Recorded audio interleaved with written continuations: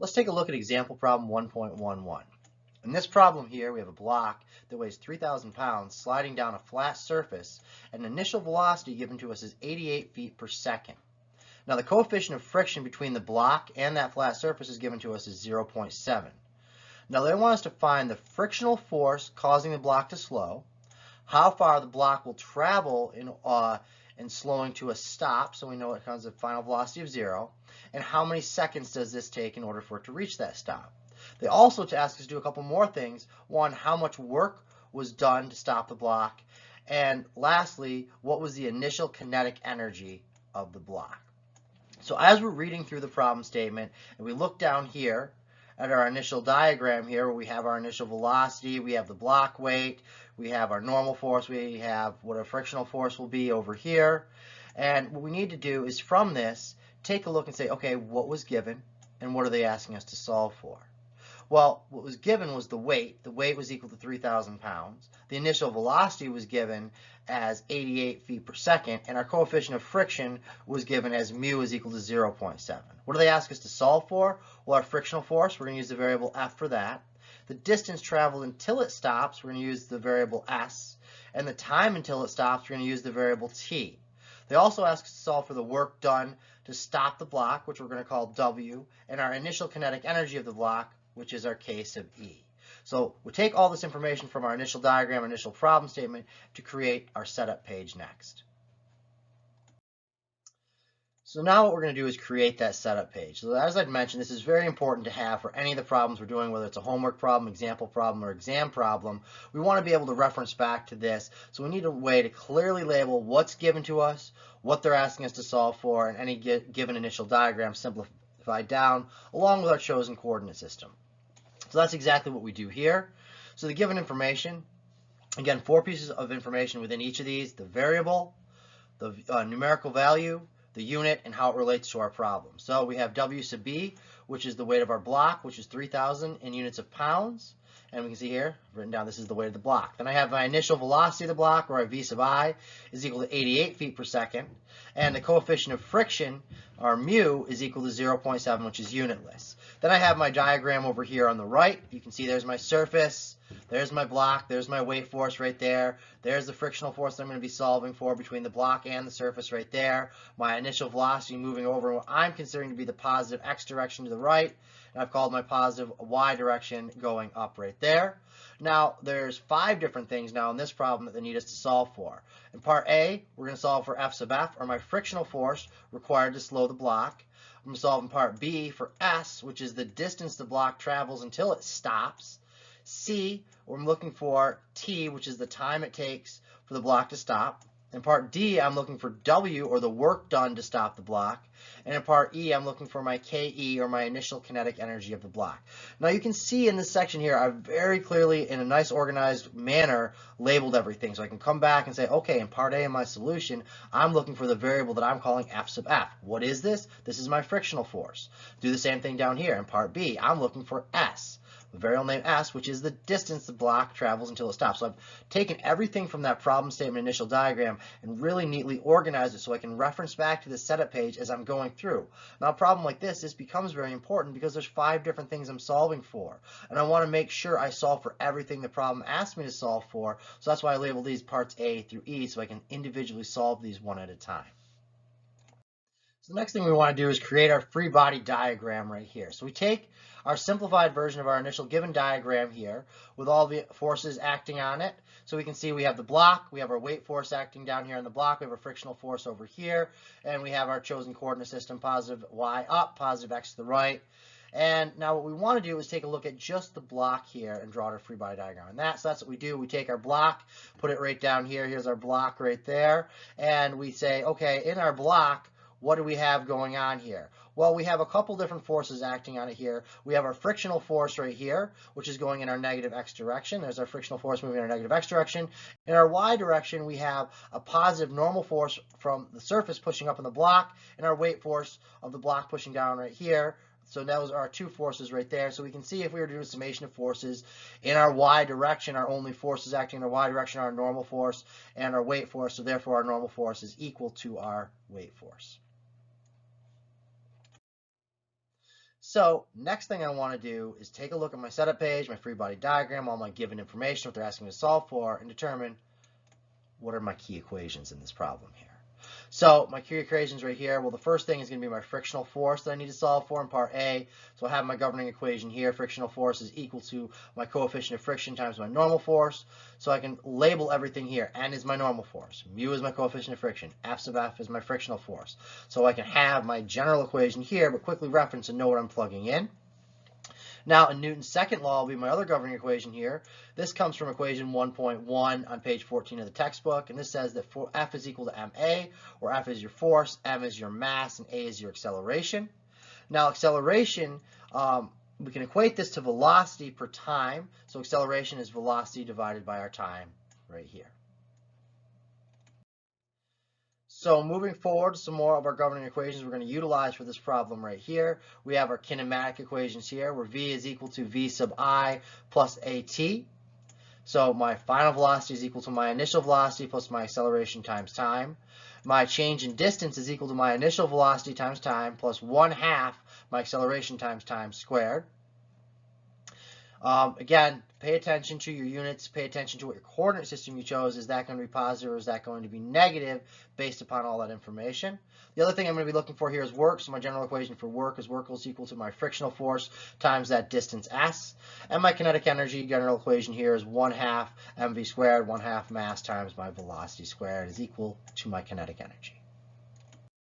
So now I can begin my solution. I have my setup page. I know what they've given me for information. I know what they're asking me to solve for. I've established my governing equations that I'm going to use. So now piece by piece, let's solve this. So let's start with just part A in our solution here. So in part A in our solution here, we have, they ask us to solve for the frictional force. So our frictional force, F sub F, is equal to mu times N, where mu is given to us as 0.7. Our N is our normal force, which we can find from our free body diagram, which is equal to our weight force, which is equal to 3,000 pounds. And our frictional force, F sub F here, when we plug in for our mu of 0.7 and our N of 3,000 pounds, our frictional force we find to be 2,100 pounds. So that is part A. We go back over to ask to solve for frictional force. Okay, we've done that. Part A is solved. So now moving on to part B, we're asked to solve for the distance that the block travels before it stops. So what we want to do is choose our governing equation right here. We're going to use our kinematic equations right there. You can see in general form what we have here is v naught, our initial velocity times time, plus 1/2 a, our acceleration times time squared, is equal to our delta x. Well, in our case here, we have a different variable name. We're going to call it delta s, and we're going to deal with our final velocity here, and we're going to have a negative acceleration here. So this is our rearrangement of that kinematic relationship there. Delta S is equal to VF, our final velocity, times time, minus 1/2 AT squared. So what do we need? Well, we're going to need to know our final velocity. Our final velocity from the problem statement tells us it stops, so the final velocity is 0. Our time, t, time it takes for the block to stop. Our acceleration a, which is the acceleration of the block in our x direction there, so pay attention to sign convention according to our chosen coordinate system. So now the big question is, how do we solve this relationship here for our acceleration a? So in order to solve for acceleration, we can use Newton's second law. So recall that F is equal to ma, where m, in this case here, is our mass, which our mass we can write as our weight divided by acceleration due to gravity, or acceleration due to gravity for our problem here for dealing with feet and seconds is 32.2 feet per second squared. So we can plug in our value for our weight of 3,000 pounds divided by 32.2 in order to get our mass value there. So from Newton's second law, we want to find acceleration. So acceleration, we can rearrange Newton's second law and say that acceleration is equal to force divided by that mass. So acceleration is equal to our F sub F when we replace for our F here. This is our frictional force divided by m. So we can take this up here from our m and plug this in down here for our mass. So frictional force we've already solved for in part A is 2,100 pounds. Now our mass here is 3,000 divided by 32.2 from our weight divided by acceleration due to gravity there. So we can plug that in there and we can solve now for our acceleration. Acceleration is 22.54 in units when we do our unit analysis out of feet per second squared, which does make sense. Now this can be positive or negative, and this is going to depend upon is it accelerating or decelerating. So next, we can come over to part C. In part C, they ask us to solve for time, the time it takes for this to stop. So we go back to our general kinematic equations here. So we can use this relationship that we see here where we have that v sub f, our final velocity, is equal to our v sub I initial velocity plus our acceleration times time right here, where our final velocity is 0 because it comes to a stop there. So that simplifies down. Now I write down all my knowns. I can go back to my startup page, my setup page, and I can go back through all parts A, and B, and my solutions I found there. And I find that given from our setup page, our initial velocity is 88 feet per second, so I can plug that in for my v sub I there. My final velocity is 0 because it comes to a rest. I can plug that in there. My acceleration I just solved for on the previous part of this problem here was 22.5 feet per second, and my time is unknown, which is exactly what I'm looking to solve for. So I can plug in everything there, one equation, one unknown. So 0 is equal to my initial velocity, 88 feet per second, plus my acceleration, which is 22.54, and times time, which is time what I'm looking for, so I can rearrange this and solve for time. So that's exactly what I do there. I plug in now v sub f, final velocity 0, 88 feet per second in positive direction. Positive x direction is my initial velocity moving positive to the right, plus my acceleration times time. Well, it's a deceleration. It's slowing it down, so make sure we put our sign convention in here as a negative 22.5 feet per second squared, times time over here. Now I come down here and I can say, okay, let's rearrange this and solve for time. So I can move a few things around. I end up with negative 88 feet per second is equal to negative 22.54 feet per second squared times time. Divide both sides by this negative 22.54. Find that time is equal to negative 88 feet per second divided by 22.54 feet per second squared. My feet per second cancels with my feet per second here. I'm left with just a second on the bottom right here, which would make a second on the top when I invert that. So time is equal to 3.904 in units of seconds. The units check out. So this is my answer to part C for the time requirement. Now we can plug in this T and the A back into part B. So if we go back into our general equation in part B right here, and I have my A is equal to 22.54 feet per second squared, and I have my time is equal to 3.904 seconds right there. I can plug back in over here. Well, this right here, first term of this kinematic equation goes to 0 because it stops. So this becomes 0. So 0 times t is 0. Minus 1/2 at squared. So minus 1/2 negative acceleration because it's a deceleration. Negative 22.54 times my time squared right here. So my time is 3.904 quantity squared right there. So I can see as I move forward through this here, my negative and my negative cancel out and both become positives right there. Do my math out right here, and I end up with a delta S, or my distance here, of positive 171.78 units of feet when I do out my unit analysis, which does check. So therefore, delta S is equal to 171.78 feet. So the next thing we do is we move on to part D. In part D, they ask us to solve for the work. Now work is force times the applied distance here. So we can say there's our general governing equation right there. Work is equal to F times S, or S, it could be our delta X depending on how we've labeled it here, where F is equal to our frictional force, which we've already solved for, 2,100 pounds, and S is equal to 171.78 feet, which we just solved for in previous part C. Plug in our known values. So our known values right here, work is equal to my frictional force right there, plug that in there is 2,100 pounds, and my distance is 171.78 feet. So this is feet times pounds, or foot-pounds for my units. That's correct for work. Plug this in, we end up with 360,738 foot-pounds for our work.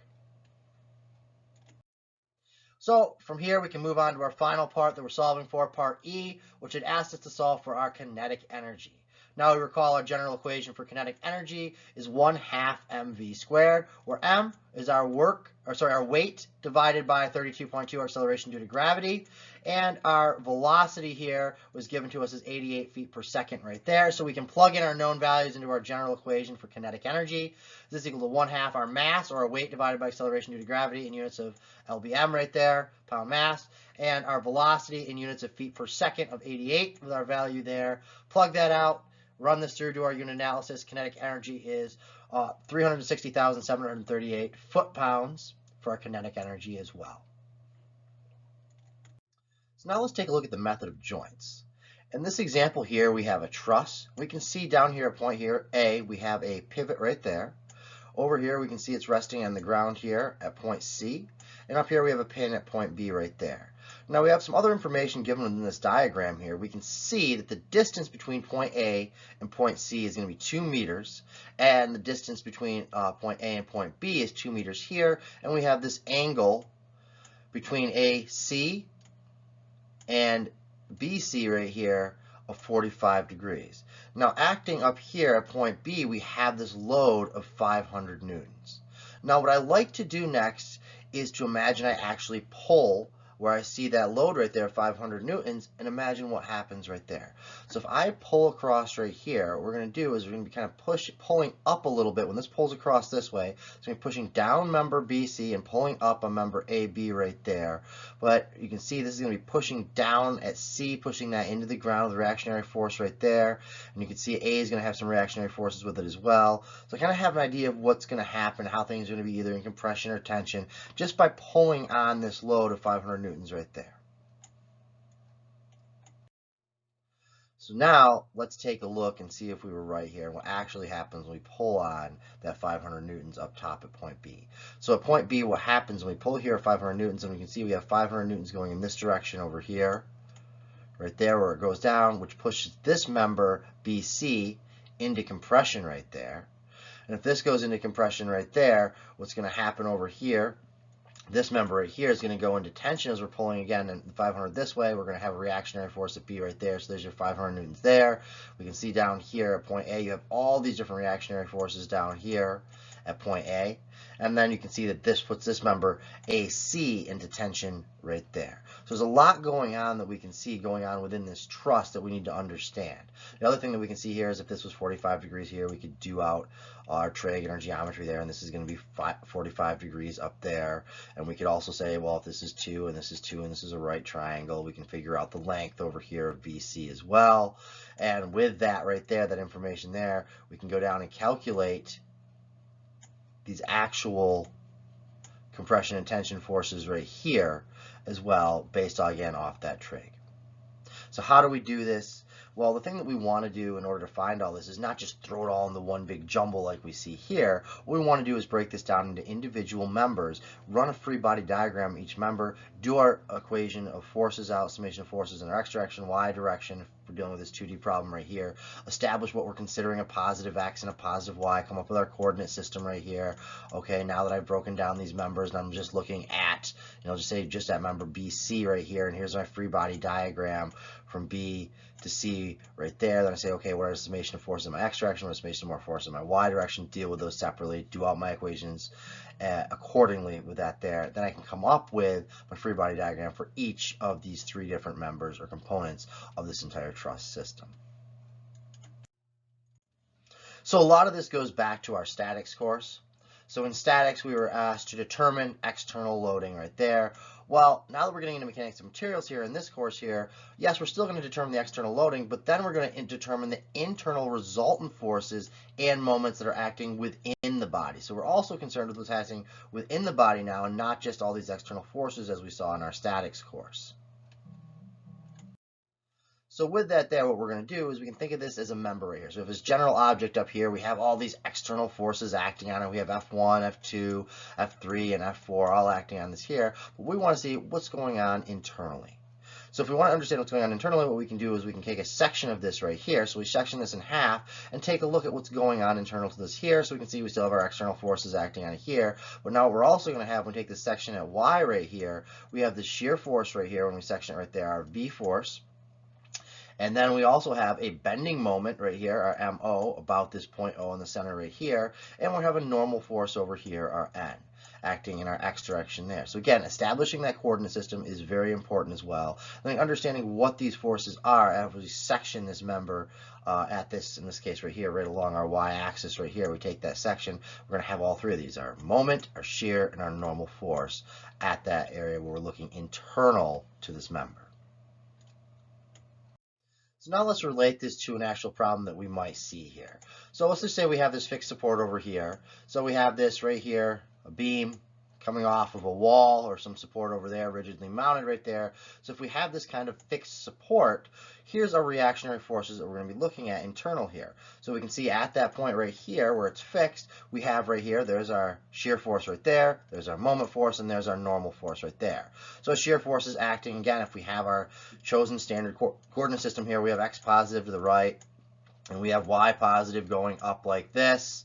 Then in this case here, our f of x would be negative, and our f of y would be positive, and then we have a moment here. We use our right hand rule in order to determine the sign convention for that moment there. So maybe in a case like this, we decide, okay, well, with these reactionary forces here, maybe I want to consider x positive going to the left rather than going to the right. So that's a different coordinate system that we could choose. We got to think there's also external forces, and maybe there's a force that comes down over here. So how you choose that given coordinate system right there is up to you. And a lot of times if you're looking at all the forces you have acting on it, picking it so that they're not negative does make sense from the beginning. So that right there is how we relate a fixed support back to what we saw previously as we sectioned that generic member down there. So now this leads us into the method of sections right here. So right here we have kind of a general 3D case right here. We have some three-dimensional object off over here to the right. We can see all these external forces, F1, F2, and F3, and F4 acting on this here. What we want to do with this is to make a cut through the body where the internal loading is determined. So where is our area of interest if we want to see what the internal loading is right there? So that's where we create this section by making a cut through this three-dimensional body. So once we do that cut right there, if we continue on with this method of sections, we can see in the diagram over here, here's our external load still acting on it. And now we have all of these different internal loads that we can see here.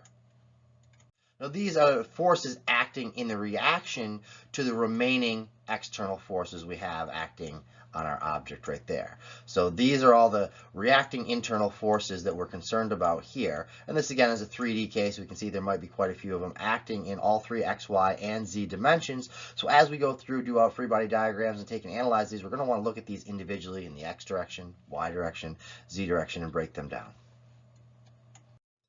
So that's what we do here in a little bit more simplified case. Here's our remaining external forces right here, F1 and F2. Here's our reaction forces here, internal forces here, this F sub R, and the summation of moments right here, R right here, resulting moments right there, about point O. Right there, so we can see now we have moments and our forces right there. So we do our summation of forces and our summation of moments. We recall our moments right here would be our force times that distance right there. So these are what we want to consider when we're doing out our equations, summation of force, summation of moments, in order to figure out what these external moments and external forces actually are acting where we've sectioned this. So what is our procedure for analysis as we move forward with this? Well, we're going to use these equations of equilibrium that we've just seen there for the whole body. And within that, we're going to draw out what I just mentioned earlier, our free body diagrams. And again, if there's multiple members, we're going to look at these separate and draw out a free body diagram for each member separately. So when we looked at that truss at the beginning of this lecture here, we saw that there were multiple members. Well, we'd want to draw individual free body diagrams for each of those just to simplify down our solution. Once we have these free body diagrams drawn out, it's a lot easier to see what forces are acting on it and what are our unknown reaction, these internal forces right there that we need to solve for. So that's just like any other problem we've seen before in statics, even dynamics courses there, where we want to break this down and do out these equations of equilibrium, our summation of forces, summation of moments, in order to figure out our unknown forces that we can see now. So the next thing we do is we apply the method of sections. We look for our normal force, our shear force, and our moment, where that cut is. And again, in this case here, if we're thinking about a 2D problem, it makes it a little bit easier for that shear force at that cut right there. Now, for a 3D problem, if we do get into those, a lot of times it's better to look at this and break it down in terms of planes and look at it as multiple 2D problems in order to break down your forces into its proper components. Then we go from there to these equations for equilibrium for each section right there. Write out our force equations, our moment equations, just as we've seen in the previous slide right there, about the cut. So right here, about point O at the cut right here is what we labeled it for those example problems right there. And see if we can eliminate our normal force and our shear force there. That's just one method that we could do it, but the whole goal of this is to take a look and solve for these unknown reactionary forces, our normal force, our shear force, and our moment right there in one method method or another. So this is where we look at our number of equations versus our number of unknowns and make sure that those match. And if they don't, figure out how we can come up with another relation in order to get those to match to, again, solve for each of these individual unknown values for our reactions. So here's a couple things to think about under combined loading as we're trying to locate our sections right here. What we want to do is find it where we're going to locate this section perpendicular to the long axis of whatever our element or our object is here. And that's going to make us a little bit easier for solving things out, breaking things down in terms of our components right there. Another thing that may be important as we're creating these sections is being able to find the centroid of this cross-section area right here. So it's pretty simple in this one here. It's just a simple circle, so finding right there where that is shouldn't be too bad, but there are some other objects where this may be more complicated. We'll go back to some equations in order to find where the centroid of that cross section is based upon the geometry of that object right there. So symmetry becomes important, and being able to calculate where it is become important as well, and that information is going to come into play as we're doing our equilibrium equations out. So we're thinking about these are combined loadings and we have everything here, so we want to break them down in terms of their components. So what we want to do is establish this coordinate system right here and place it right now here at the center here on our centroid right there. So we can see we created our origin right down here at the center of this circular surface right here. And we can say we've said positive x to the right, positive y going up. We can use our right hand rule from there and determine that our z is going to be positive coming out of the board right there. So we make a little note off to the side. Okay, we've chosen a position for our coordinate system right at that surface where our section is. We can say x is positive coming out of the surface, just as we've drawn over here. Y is positive vertical, just as we've shown right here. And our z, using our right hand rule, becomes positive coming out of the board or out of the 2D plane right here if we're looking at it like that there. So this is something that is important to do, is one, establish this coordinate system, figure out where your origin is going to be and how this is going to help simplify things down when you're actually solving for these reactionary forces. So we can use this method of sections to solve for a lot of these different things here. We have our normal force, we have our moment in our y direction, our moment in our z direction, our shear in our y, our shear in our z, and any tension forces that we may have as well. So something to think about as we break these down. We'll talk just now about our normal force right here.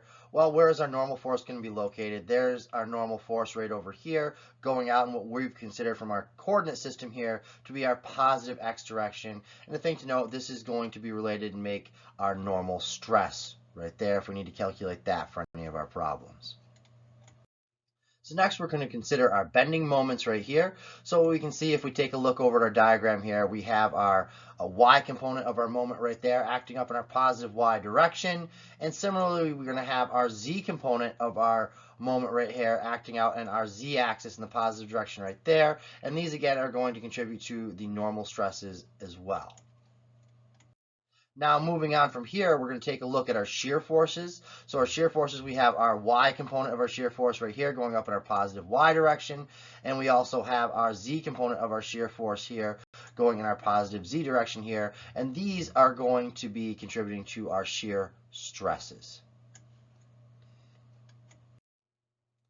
The last thing we're going to take a look at here is our torsional moment, and this is going to contribute to shear stresses as well right here. So we can see our torsional moment right here coming out in our positive x direction right there along the central axis of our member, our circular member over here.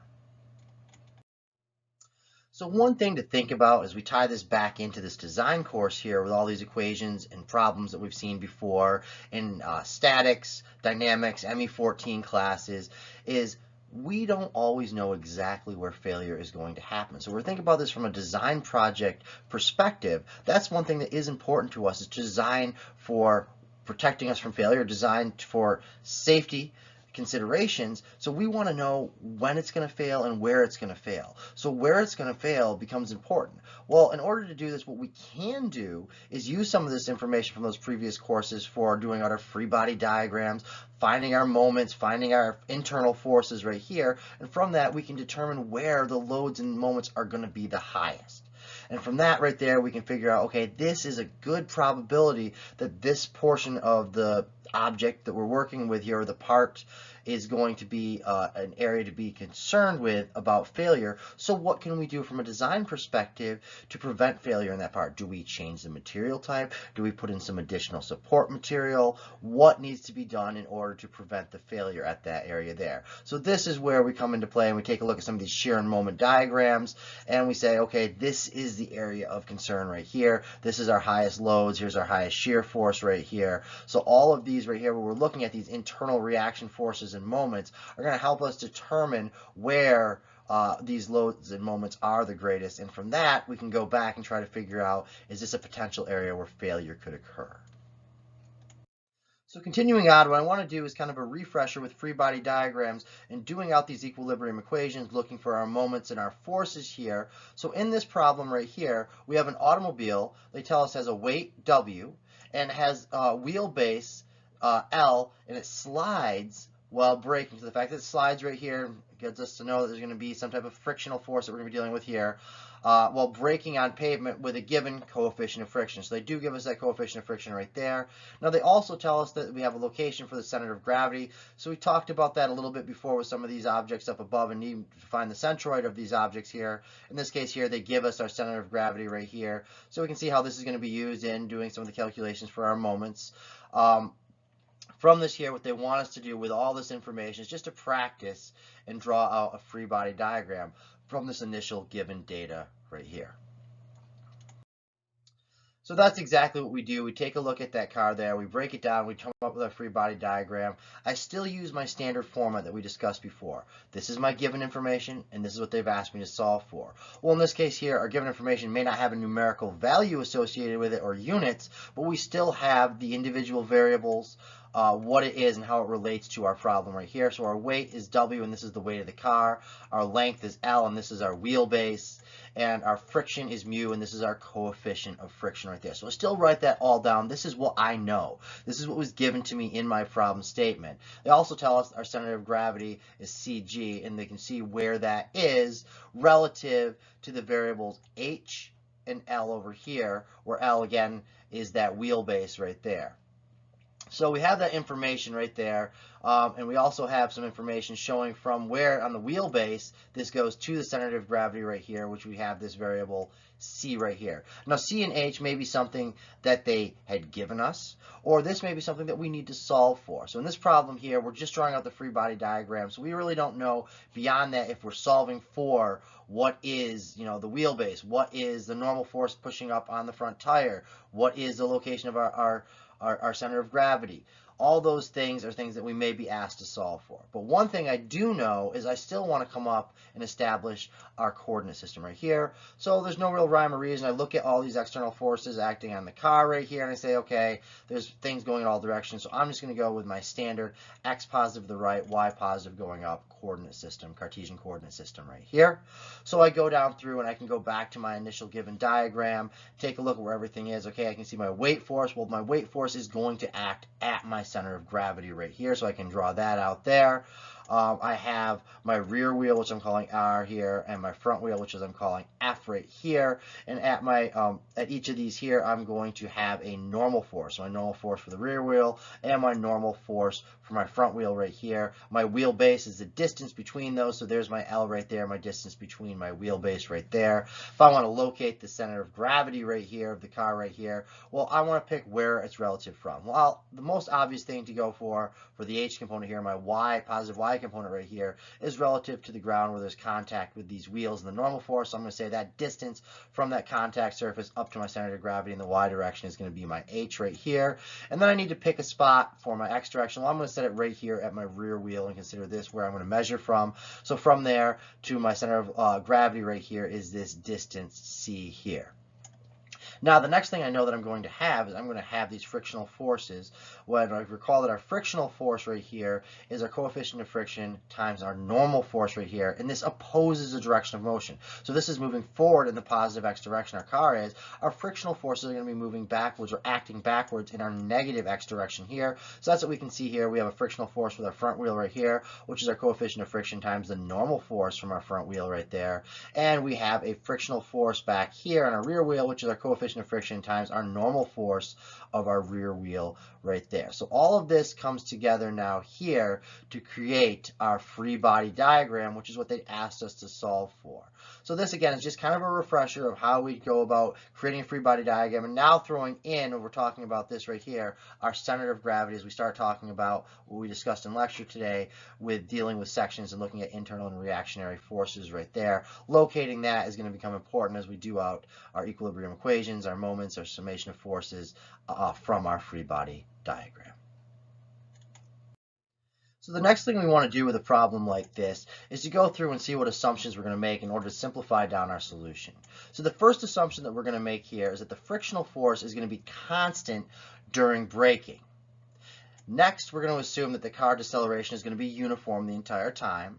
And the third assumption that we're going to make is that the motor exerts a negligible torque on the wheels, so therefore the motor is going to be disengaged. So those are our three major assumptions that we're going to make in solving out this problem to help simplify down our solution. Now from there, what we want to do is take a look at the summation of moments and forces in both of our directions. And the best way to do this, I've redrawn out my free body diagram over here and my initial coordinate system right here, and use this to come up with these equations. So let's go ahead and talk about our moments first here. So if we're going to sum the moments here, the first thing we're going to say is, where do we want to sum them about? Well, there's a couple different obvious spots. There's three obvious spots that come to my mind. We could do it about the rear wheel right here, contact point. We could do it about the front wheel, or we could do it about our center of gravity. So let's just, for this one here, let's do it about the rear wheel right here. It's going to simplify down a few of these things right here. The forces that are acting at that point there are not going to create moments at that point right there. So what we can say is, we recall that moments are going to be force times a perpendicular distance. So what is going to create a moment about this point over here? So we can say, okay, summation of moments about R, so that's how we want to label this. These are the indices we want to use in the variable names because we're going about our rear wheel. This is equal to, well, this normal force of our front tire times this distance L right here are going to be one of the moment contributions. We go through this, we use our right-hand rule. X is positive to the right, Y is positive up. If we go counterclockwise, that's a positive moment right there of our normal force times that wheelbase distance L there. Now I also have right here a force right here at our center of gravity right here, our A force right here acting at our center of gravity right here, times this distance right here, which is the H, which is the distance from the ground right here up to our center of gravity there. So that's going to create a moment going counterclockwise as positive. But then I also have this weight force right here acting down in my negative Y direction right here, which would then be going clockwise, this distance C away from our point right here that we're summing our moments about. So it's being a negative, according to our right-hand rule, WC right there, the weight times that distance C right there, and this is all equal to 0. So this gets our summation of moments about the rear wheel. Now let's sum the moments in our Y direction here now. So in our Y direction, we see Y is positive going up according to our chosen coordinate system right here. So we'll sum the forces in our Y direction right here. So in the Y direction, let's take a look. Well, we've got this N sub R here, we've got this N sub F here, and we also have this weight force over here, and those are all the forces acting in the Y direction. These two are positive, and this one is negative there. So summation of force in the Y direction, normal force at the rear wheel plus normal force at the front wheel minus our weight force is equal to 0. That's the summation of forces in our Y direction. So then we move on and separately do our X direction here. We can say, well, we've got a frictional force here, we got a frictional force here, we have our A force right here.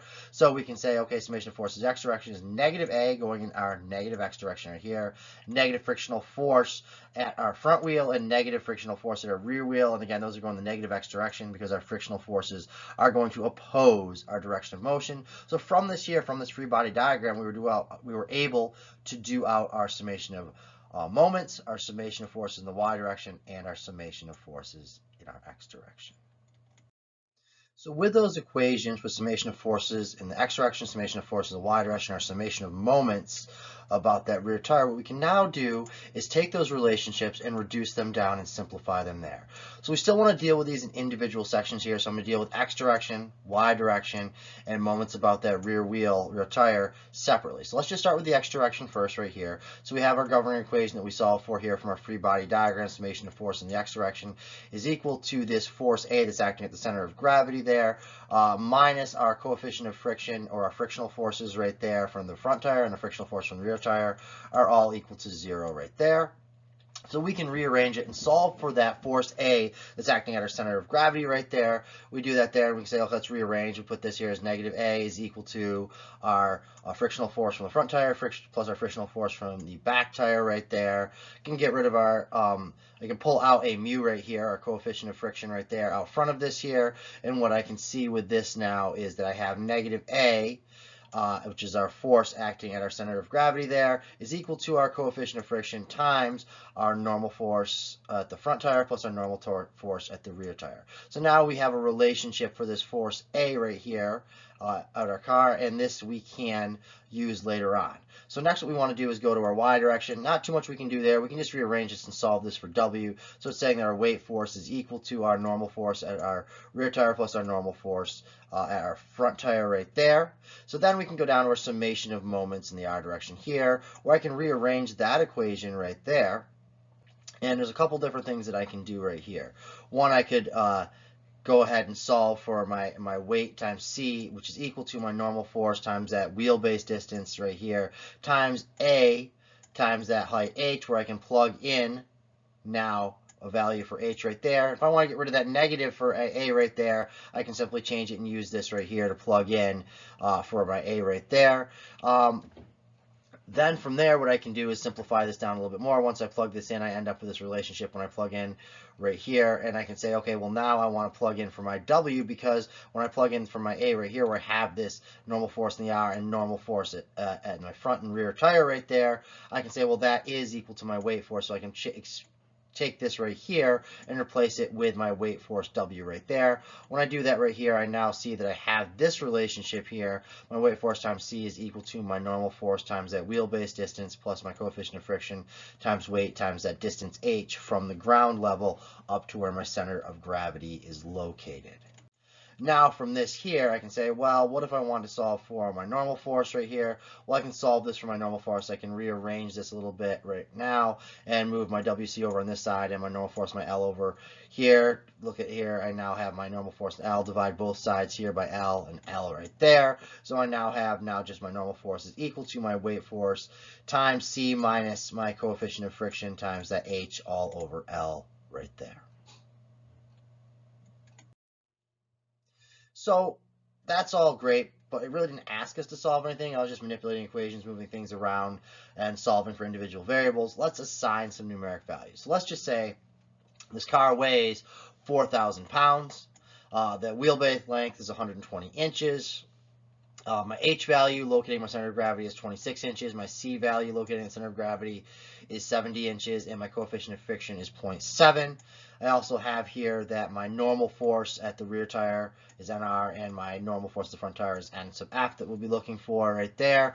So now I can go back to these equations I solved for my free body diagram here. I can say, okay, there's a summation of moments about R right there, and this is my general equation with my N sub F, my L, my A, H, my weight force, and the distance C there. Plug in what I do know from my givens up above there. This now becomes our L value here of 120 inches, my H value here of 26 inches, and my weight force of 4,000 pounds, and my C value here of 70 inches. So my two unknowns are my normal force here and my force acting at my center of gravity, A, right there. So two unknowns, one equation, but we still have our summation of forces in the x and y direction to work with as well. So we move on. I rewrite out all my givens at the top of the page up here still. I come down here. Let's deal with my y direction, summation of force in the y direction. Well, I have my normal force at the rear wheel plus my normal force at the front wheel minus my W is equal to 0. Well, I know my W right there is 4,000 pounds. I can plug that in. So what this tells me now is I now have a second equation here that my normal force in the rear wheel plus my normal force at the front wheel is equal to 4,000. Well, now we have two equations, but three unknowns. We don't know that force A at center of gravity, and we don't know either of our normal forces there. So we still need a third relationship because we need our number of unknowns to match our number of equations. So now we deal with our x direction here. We say summation of forces in our x direction is equal to this here, which is our general equation we found from our free body diagram there. Start plugging in. We know our coefficient of friction. We can plug that in there. So now we end up with this relationship down here that our A force at the center of gravity is equal to this coefficient of friction negative 0.7 times our NF and our NR. So now I have three unknowns and three equations. My unknowns are my A, my NR, and my NF, and I have these three equations from summation of forces in the X, summation of forces in the Y, and summation of moments that were all derived from our free body diagram. So now that my number of equations match my number of unknowns, I can go through this here. And let's just say we start with our summation of forces in the X direction and our summation of forces in the Y direction first right here. Well, with our summation of forces in the Y direction, we have this relationship that our normal force at the rear tire and our normal force plus our normal force at the front tire is equal to this 4,000 pounds. And if we go down here to our summation of force in the X direction, there is this NR and NF right there. So I can plug in 4,000 pounds directly into that, leaving my only unknown right here being this A, which is the force acting at our center of gravity of the car right there. So A is equal to 0.7 times 4,000. So our A value is negative 2,800. We take that there, plug it back into our summation of moments up here. So our summation of moments up here, we have 120 times our NF plus 26 times A right there. So we can plug that right in there in order to get our summation of moments in our R direction. So we say that 26 times A, or 26 times this negative 2,800, give us a negative 72,800 pounds right there. We can rearrange and add this to both sides of this equation for summation of moments in our R direction right there. We do that, what we end up finding is our only unknown here, our N sub F, and this is equal to 2,394. So then we could take this value, plug it back in to any of the other equations right here. If we plug it back into our summation of force in the Y direction right here, we could then solve for our N sub R right there. So then we would have our A, our NR, and our NF, which are all our three unknown values that we could solve for using these equations. Now there's multiple ways we could have done this right here. We could solve for these simultaneously, plugged one in terms of another to reduce the number of unknown variables within that. So there's multiple ways that we could do this either by hand or by a numeric solver. So let's take a look at an example problem here, 2.1. In this example problem here, we have an 1800 RPM motor and it's rotating a blower at 6,000 RPM through a gearbox having a known weight. So we can see down in our diagram right here, here's our gearbox right here, given to us as 20 pounds. So some of the information is given to us within the problem statement. Some of it's given to us with the initial diagram down here. Within the diagram, we can also see that we have a distance right here where this gearbox is mounted of 10 inches between those two mounting tabs right there. Now they also want us to find here all the loads acting on the gearbox when the motor output is 1 horsepower. So we can see we have this 1 horsepower output down here on our motor that's rotating at 1800 RPM. Here's our blower over here. This is 6,000 RPM. We can see our directions of rotation right here. So these are going right here counterclockwise, counterclockwise, all the way up here. These are all rotating counterclockwise right here. The motor, gearbox, and the blower are all rotating with their shafts going counterclockwise. They also want us to sketch out the gearbox as a free body in equilibrium, so we'll do out our free body diagram there.